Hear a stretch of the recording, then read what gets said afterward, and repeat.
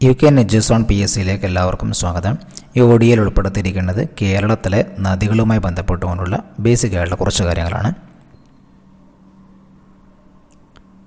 ആലുവ പുഴ എന്നറിയപ്പെടുന്ന നദി ഏതാണ്? പെരിയാറാണ്. കേരളത്തിലെ ഏറ്റവും നീളം കൂടിയ നദി ഏതാണ്? പെരിയാറാണ്. കേരളത്തിലെ രണ്ടാമത്തെ വലിയ നദി ഏതാണ്? ഭാരതപ്പുഴയാണ്. പെരിയാറിൻ്റെ നീളം 244 കിലോമീറ്റർ, ഭാരതപ്പുഴയുടെ 209 കിലോമീറ്റർ.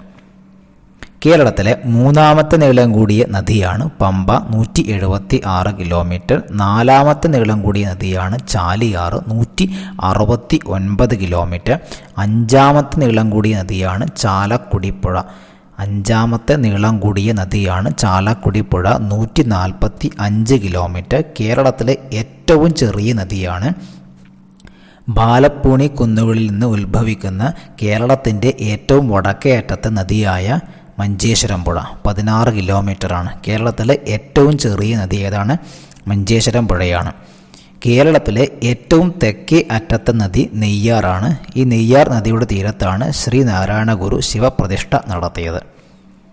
കേരളത്തിലെ അഞ്ചാമത്തെ നീളം കൂടിയ നദി ഏതാണ്? ചാലക്കുടി പുഴയാണ്. ഈ ചാലക്കുടി പുഴയാണ് ഇന്ത്യയിലെ ഏറ്റവും കൂടുതൽ ജൈവ വൈവിധ്യമുള്ള നദി എന്നറിയപ്പെടുന്നത്.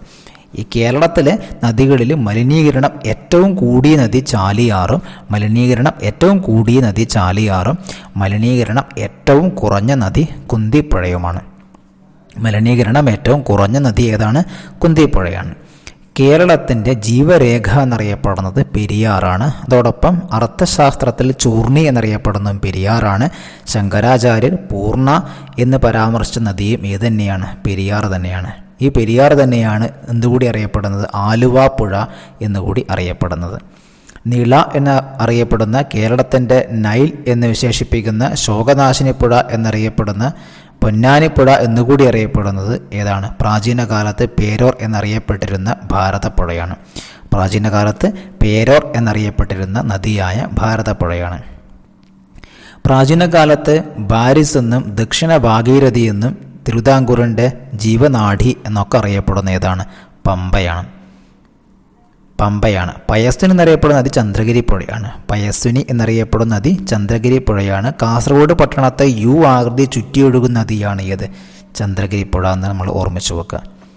ഇനി കല്ലായിപ്പുഴ എന്നറിയപ്പെടുന്ന ചാലിയാറാണ്. ബേപ്പൂർ പുഴ എന്നറിയപ്പെടുന്നതും ഏത് തന്നെയാണ്? ചാലിയാറാണ്. നമ്മൾ നേരത്തെ പറഞ്ഞു കേരളത്തിലെ നദികളിൽ മലിനീകരണം ഏറ്റവും കൂടിയ നദിയാണ് ഏത്? ചാലിയാർ എന്നുള്ളത്. ഓക്കെ.